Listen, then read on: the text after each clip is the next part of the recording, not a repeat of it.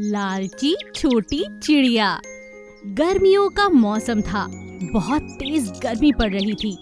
जंगल के पास चिड़ियों का एक बहुत बड़ा झुंड रहा करता था।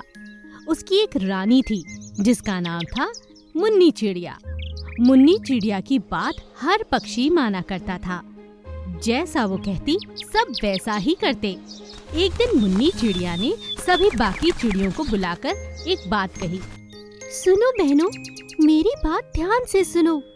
गर्मी बहुत पड़ रही है, खाने का कोई अता पता नहीं। यहाँ तक कि जंगल में पानी भी कम हो रहा है। जीने के लिए हमें कुछ ना कुछ तो करना ही होगा। मैं आप सबको आदेश देती हूँ, हर पक्षी अलग दिशा में जाए और जाकर खाना ढूंढे।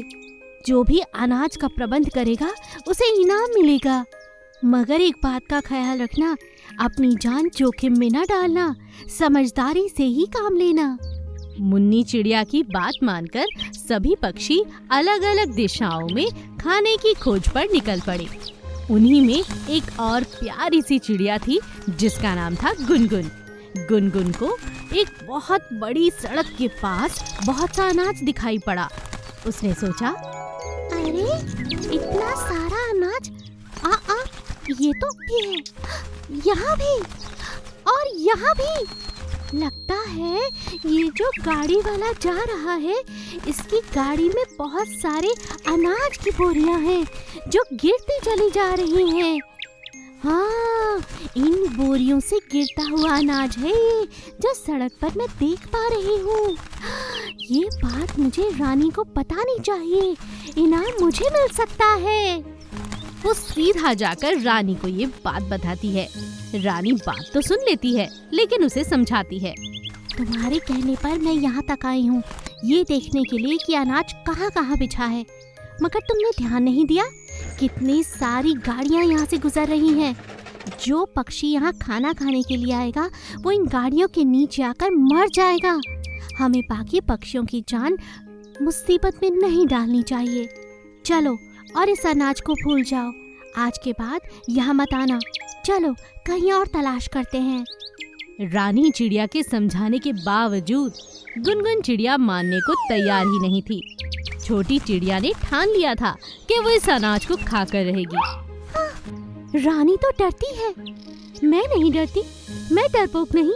इतनी भूख लगी है, आज तो ये भोजन मैं खाकर रहूंगी और किसी को नहीं बताऊंगी। नन्ही चिड़िया अब लालची हो चुकी थी। रानी की बात ना मानकर अब वो हर रोज रास्ते पर आकर दाना चुगती। उसका पेट भर जाता और चुपचाप वहाँ से चली जाती। ये बात उसने किसी और पक्षी को नहीं बताई थी। एक दिन खाना खाते समय एक पीछे से गाड़ी आती है। बैलगाड़ी का पैर गलती से चिड़िया पर पड़ जाता है और चिड़िया वहीं मर जाती है। इसीलिए कहते हैं, ज्यादा लालच बुरी बात है और हमेशा हमें समझदार और अपने बड़ों की बात माननी चाहिए।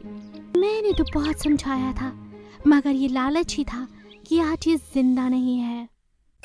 मेंढक, चिड़िया और पागल हाथी। एक बहुत हरा भरा प्यारा सा जंगल था। उस जंगल के सभी जानवर मिलकर रहा करते थे। एक दिन उस जंगल में एक पागल हाथी आया।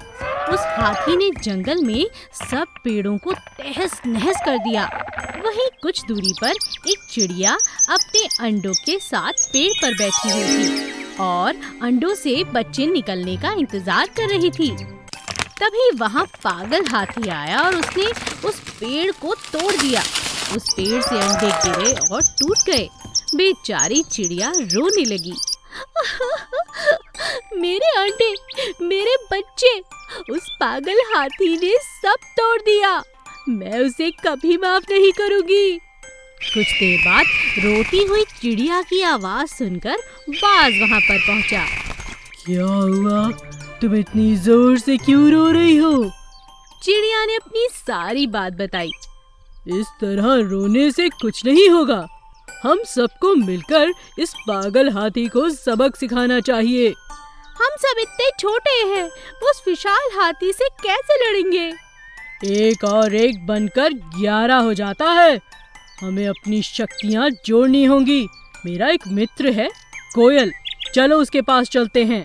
वो मिलकर कोयल के पास गए और कोयल को सारी बात बताई। कोयल उन्हें लेकर अपने दोस्त मेंढक के पास गई और उसे सारी बात सुनाई। आप सब यहीं बाहर बैठकर मेरी प्रतीक्षा करो, मैं गहरे पानी में जाकर कोई विचार ढूंढ कर लाता हूँ। ये कहकर मेंढक पानी में चला गया और थोड़ी देर बाद वहाँ से बाहर आया। दोस्तों, हाथी को सबक सिखाने के लिए मेरे दिमाग में एक तरकीब आई है। मेंढक ने अपनी योजना सभी को बताई। सभी खुशी से झूम उठे। इस योजना में पहला काम कोयल का था। वो हाथी के पास जाकर मधुर राग गाने लगती है। राग सुनकर हाथी अपनी आंखें बंद करके झूमने लगता है।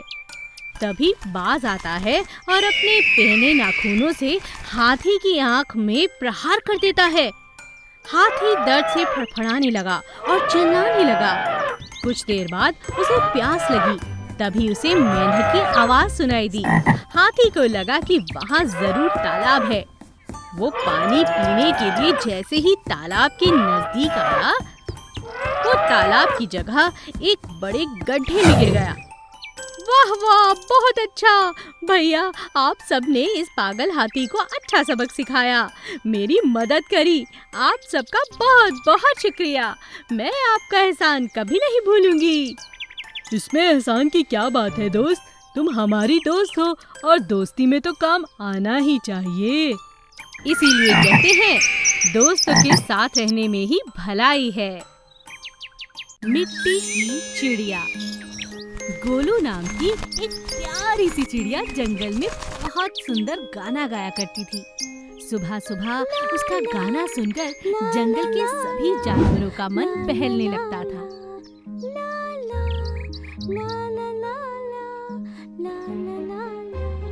मेरा सुर कितना प्यारा है, मुझे भगवान ने दिया इतना प्यारा सुर, भगवान का शुक्रिया। उसका गाना सुनकर सभी पक्षी बहुत मस्त होकर नाचने गाने लगते थे। हमेशा सबको इस बात से बहुत खुशी मिलती थी। मगर धीरे धीरे सभी की प्रशंसा सुनकर अब गोलू को बहुत घमंड हो चला था। वो हमेशा अपने बारे में अच्छा ही बोलती और किसी को अपने आगे कुछ न समझती। उसका गाना सुनकर लोग खुश तो होते, मगर अब उसकी तारीफें कर करके सब परेशान हो चुके थे, क्योंकि अब गोलू बहुत घमंडी हो चुकी थी। एक दिन जब गोलू आराम से बैठी थी तो खरगोश ने उससे कहा, अरे क्या बात है गोलू, कुछ गुनगुनाओ ना, आज मेरा जन्मदिन है, बहुत मन कर रहा है, कुछ सुनाओ जरा। घमंड में आकर गोलू ने जवाब दिया, हाँ, मेरा जब मन होगा तब गाऊंगी, तुम्हारा जन्मदिन है, तुम गाओ। हाँ, तुम्हें शायद मेरी कद्र नहीं है, मैं यूं ही हर किसी के सामने नहीं गाती, समझे? मेरा गाना सुनना है तो इंतजार करो, जब मेरा मन होगा तभी तो गाऊंगी ना। गोलू का ये बर्ताव देखकर खरगोश चुपचाप वहाँ से चला गया। धीरे धीरे ये बात पूरे जंगल में फैल गई कि अब चिड़िया पहली जैसी नहीं, अब वो बहुत घमंडी हो चुकी है। एक दिन चिड़िया का बरसात के मौसम में गाने का बहुत मन हुआ। वो उड़ नहीं सकती थी क्योंकि बारिश हो रही थी, तो एक पेड़ के ऊपर बैठकर वो गाना गुनगुनाने लगी। लेकिन उसी पेड़ के नीचे एक महात्मा बहुत बड़ा जप कर रहे थे। उन्हें जप करने में चिड़िया के गाने के कारण बहुत कठिनाई हो रही थी। ये कौन इतनी जोर जोर से गुनगुना रहा है? लाला, देखो बारिश कितनी अच्छी है। तपस्वी नाराज होकर कहता है, चिड़िया चुप हो जाओ, मैं यहाँ बहुत बड़ा अनुष्ठान कर रहा हूँ, बीच में विघ्न मत डालो। कई बार कहने पर भी चिड़िया नहीं मानी। हाँ, तो मैं क्या करूं? यहाँ जंगल में तुम्हारा क्या काम? तुम जानते नहीं, मेरा गाना सुनने के लिए लोग तरसते हैं, और यहाँ मैं तुम्हें फ्री में बिल्कुल मुफ्त में गाना सुना रही हूँ। पंडित, चुपचाप सुनो, ये मेरी मर्जी है। चिड़िया का घमंड देखकर तपस्वी बहुत गुस्से में आ जाता है और उस पर पानी छिड़ककर उसे श्राप देता है। चिड़िया, तुझे अपने सिर पर बहुत घमंड है ना? आज के बाद इसी पेड़ पर एक मिट्टी की मूरत बन के रह जाओगी तुम। और श्राप के कारण अब गोलू हमेशा के लिए मिट्टी की बन जाती है। इसीलिए कहते हैं, अगर हमारे अंदर कोई खूबी है तो उस पर घमंड करना अच्छी बात नहीं। रमा के घर के अंदर एक छोटा सा चूहा रहा करता था। रसोई में उसने एक छोटा सा बिल बना के रखा हुआ था। जब घर के बाकी लोग सोने चले जाते तो वो चुपचाप घर में आता और खाने की चीजें उठाकर अपने बिल में ले जाता। इसी तरह से वो 6 महीने से उसी घर में रह रहा था। एक दिन अचानक बहुत तेज धूप होने के कारण घर के सभी सदस्य चुपचाप सो रहे थे। चूहे ने देखा एक छोटी सी चिड़िया आंगन में छटपटा रही है, जैसे वो अपनी अंतिम सांसें गिन रही हो। अरे, इतनी छोटी सी चिड़िया, इसे क्या हुआ है? इसको तो देखना ही होगा। इससे पहले कि घर वाले उठ जाएं, मैं इसकी मदद कर देता हूँ।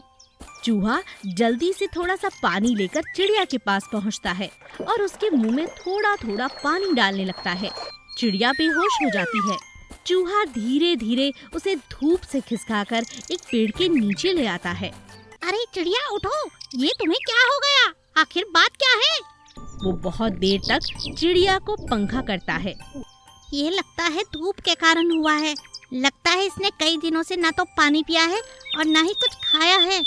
कुछ ही देर में चिड़िया को होश आ जाता है। वो चूहे का शुक्रिया अदा करती है। तुम्हारा बहुत बहुत शुक्रिया चूहे। मैंने कई दिनों से पानी की एक बूंद भी अपने गले में नहीं डाली। यहाँ वहाँ जाती हूँ, लेकिन कहीं भी मुझे पानी नहीं मिलता।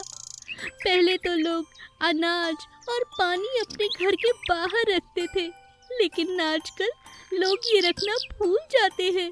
इतनी तेज गर्मी में उड़ते उड़ते यहाँ से वहाँ जाते जाते मेरे पंख जलने लगते हैं।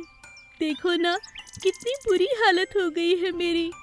लगता है अब मैं और नहीं जी पाऊंगी। चूहे को चिड़िया पर बहुत दया आती है। वो उससे कहता है, तुम ऐसी कोई बात मत करो। मैं यहाँ 6 महीने से रह रहा हूँ और जानती हो, यहाँ खाने के लिए ढेरों चीजें हैं। खाना तो ये लोग यूं ही फेंक देते हैं। तुम मरोगी नहीं। आज से हर रोज बाहर मैं तुम्हारे लिए पानी और अनाज रख दिया करूँगा। सच? चूहा हर रोज चिड़िया के लिए अनाज के कुछ दाने और पानी घर के आंगन पर रखने लगा। रोज चिड़िया वहाँ आती और अनाज खाती, पानी पीती और धीरे धीरे उसकी सेहत पहले से भी अच्छी हो गई। एक दिन घर में छोटी सी बच्ची पिंकी ने चूहे को ऐसा करते हुए देखा तो उसने अपनी माँ से कहा, माँ, हमारी टीचर ने भी हमसे कहा है कि गर्मियों में घर के बाहर अनाज और पानी जरूर रखना चाहिए। हाँ बेटा, क्यों नहीं। माँ और बेटी घर के बाहर अनाज और पानी रखने का नियम बना लेती हैं। चूहा यह देखकर बहुत खुश हो जाता है और धीरे धीरे गांव के सभी लोग जागरूक हो जाते हैं और अपने अपने आंगन में अनाज और पानी रखने लगते हैं। अब गांव में कोई भी घायल चिड़िया किसी को नहीं मिल पाती थी। एक जंगल में चुनमुन चिड़िया अपने बेटे मनु के साथ रहा करती थी। चुनमुन गर्भवती थी और जल्दी ही एक प्यारी चिड़िया को जन्म देने वाली थी। चुनमुन चिड़िया रोज सुबह खेत में दाना चुगने जाती थी और घर आकर अपने बेटे को खिलाती थी। रोज की तरह एक दिन जब चुनमुन खेत में दाना चुगने जा रही थी, तभी उसने अपने बेटे से कहा, मैं जल्दी ही आ जाऊंगी मनु, तुम अपना ख्याल रखना बेटा। हाँ माँ, आप भी अपना ख्याल रखना और मेरी कोई चिंता मत करना। मैं मेरी नन्ही चिड़िया बहन का भी ध्यान रख लूँगा। हाँ बेटा, ठीक है, ख्याल रखना। ऐसा कहकर चुनमुन वहाँ से दाना चुगने के लिए उड़ जाती है और एक खेत में जाकर काफी सारे दाने खा लेती है और अपना पेट भर लेती है और उसके पेट में चिड़िया भी दाना खाकर अपना पेट भर लेती है। और फिर चुनमुन काफी सारे दाने मनु के लिए लेकर अपने घर की ओर उड़ जाती है। लेकिन रास्ते में उड़ते उड़ते थक जाने के कारण वो एक पेड़ के नीचे आराम करने के लिए बैठ जाती है। अपने पेट में पल रहे बच्चे से बात करने लगती है। मैं तो बहुत थक गई। मेरा प्यारा बच्चा, तुम जल्दी ही इस दुनिया में बहुत सारी खूबसूरत चीजें देखोगे। जब तुम बाहर आओगे तो देखोगे दुनिया कितनी सुंदर है। ये बड़ा सा पेड़ जो मुझे ठंडी छाया दे रहा है ना, नदियाँ प्यारी, फूल और कलियाँ प्यारे प्यारे, बहुत अच्छे फल, वो भी मीठे मीठे। तुम्हें ये सब बहुत अच्छा लगेगा मेरे प्यारे बच्चे। मगर तभी अचानक जैसे चुनमुन चिड़िया की खुशियों को नजर लग जाती है। अचानक से एक शिकारी अपनी बंदूक लेकर चिड़िया के पास आ जाता है। चिड़िया डर जाती है और शिकारी से अपनी जान बचाने के लिए दुआएं करने लगती है। मुझे मत मारो, मुझे मत मारो, मैं गर्भवती हूँ, मेरे साथ तुम ऐसा नहीं कर सकते, मत मारो। शिकारी को चिड़िया की बात सुनकर उस पर बिल्कुल भी दया नहीं आती और वो चिड़िया पर गोली चलाने लगता है। चिड़िया तेजी से उड़ने की कोशिश करती है, लेकिन वो ज्यादा तेज नहीं उड़ पाती और एक गोली उसके शरीर पर लग जाती है। गोली लगने के बाद भी चिड़िया जैसे तैसे उठती है। शिकारी भी उसका पीछा करने लगता है, लेकिन अचानक भागते भागते शिकारी का पैर अचानक एक बाघ की पूंछ पर पड़ जाता है और शिकारी को बाघ मार डालता है। चिड़िया आखिरकार अपने बेटे के पास जैसे तैसे बुरी हालत में घायल अवस्था में पहुंचती है। क्या हुआ माँ? ये तुम्हें क्या हो गया? मनु तुरंत पास रहने वाली चिड़िया मौसी को बुलाता है। मौसी दवाई लगा देती है। तभी चुनमुन कहती है, मेरी बच्ची को बचा लो, मैं और नहीं जी पाऊंगी। मौसी ये बात सुन लेती है। मौसी चिड़िया को बचाने की बहुत कोशिश करती है, लेकिन चुनमुन चिड़िया एक छोटी सी प्यारी सी चिड़िया को जन्म देकर मर जाती है। वो अपने प्राण त्याग देती है। मनु अपनी चिड़िया माँ से अपनी छोटी बहन का ख्याल रखने का वादा कर लेता है। चिड़िया मौसी के साथ अपनी बहन के साथ रहने लगता है। चिड़िया मौसी भी उसे बहुत प्यार करती है और सब अपनी माँ की याद में हमेशा के लिए अधूरा महसूस करने लगते हैं। रमा के घर के अंदर एक छोटा सा चूहा रहा करता था। रसोई में उसने एक छोटा सा बिल बना के रखा हुआ था। जब घर के बाकी लोग सोने चले जाते तो वो चुपचाप घर में आता और खाने की चीजें उठाकर अपने बिल में ले जाता। इसी तरह से वो 6 महीने से उसी घर में रह रहा था। एक दिन अचानक बहुत तेज धूप होने के कारण घर के सभी सदस्य चुपचाप सो रहे थे। चूहे ने देखा एक छोटी सी चिड़िया आंगन में छटपटा रही है, जैसे वो अपनी अंतिम सांसें गिन रही हो। अरे, इतनी छोटी सी चिड़िया, इसे क्या हुआ है? इसको तो देखना ही होगा। इससे पहले कि घर वाले उठ जाएं, मैं इसकी मदद कर देता हूँ। चूहा जल्दी से थोड़ा सा पानी लेकर चिड़िया के पास पहुंचता है और उसके मुंह में थोड़ा थोड़ा पानी डालने लगता है। चिड़िया बेहोश हो जाती है। चूहा धीरे धीरे उसे धूप से खिसकाकर एक पेड़ के नीचे ले आता है। अरे चिड़िया, उठो, ये तुम्हें क्या हो गया? आखिर बात क्या है? वो बहुत देर तक चिड़िया को पंखा करता है। ये लगता है धूप के कारण हुआ है। लगता है इसने कई दिनों से ना तो पानी पिया है और ना ही कुछ खाया है। कुछ ही देर में चिड़िया को होश आ जाता है। वो चूहे का शुक्रिया अदा करती है। तुम्हारा बहुत बहुत शुक्रिया चूहे। मैंने कई दिनों से पानी की एक बूंद भी अपने गले में नहीं डाली। यहाँ वहाँ जाती हूँ, लेकिन कहीं भी मुझे पानी नहीं मिलता। पहले तो लोग अनाज और पानी अपने घर के बाहर रखते थे, लेकिन आजकल लोग ये रखना भूल जाते हैं। इतनी तेज गर्मी में उड़ते उड़ते यहाँ से वहाँ जाते जाते मेरे पंख जलने लगते हैं। देखो ना, कितनी बुरी हालत हो गई है मेरी। लगता है अब मैं और नहीं जी पाऊंगी। चूहे को चिड़िया पर बहुत दया आती है। वो उससे कहता है, तुम ऐसी कोई बात मत करो। मैं यहाँ 6 महीने से रह रहा हूँ और जानती हो, यहाँ खाने के लिए ढेरों चीजें हैं। खाना तो ये लोग यूं ही फेंक देते हैं। तुम मरोगी नहीं। आज से हर रोज बाहर मैं तुम्हारे लिए पानी और अनाज रख दिया करूँगा। सच? चूहा हर रोज चिड़िया के लिए अनाज के कुछ दाने और पानी घर के आंगन पर रखने लगा। रोज चिड़िया वहाँ आती और अनाज खाती, पानी पीती और धीरे धीरे उसकी सेहत पहले से भी अच्छी हो गई। एक दिन घर में छोटी सी बच्ची पिंकी ने चूहे को ऐसा करते हुए देखा तो उसने अपनी माँ से कहा, माँ, हमारी टीचर ने भी हमसे कहा है कि गर्मियों में घर के बाहर अनाज और पानी जरूर रखना चाहिए। हाँ बेटा, क्यों नहीं। माँ और बेटी घर के बाहर अनाज और पानी रखने का नियम बना लेती हैं। चूहा यह देखकर बहुत खुश हो जाता है और धीरे धीरे गांव के सभी लोग जागरूक हो जाते हैं और अपने अपने आंगन में अनाज और पानी रखने लगते हैं।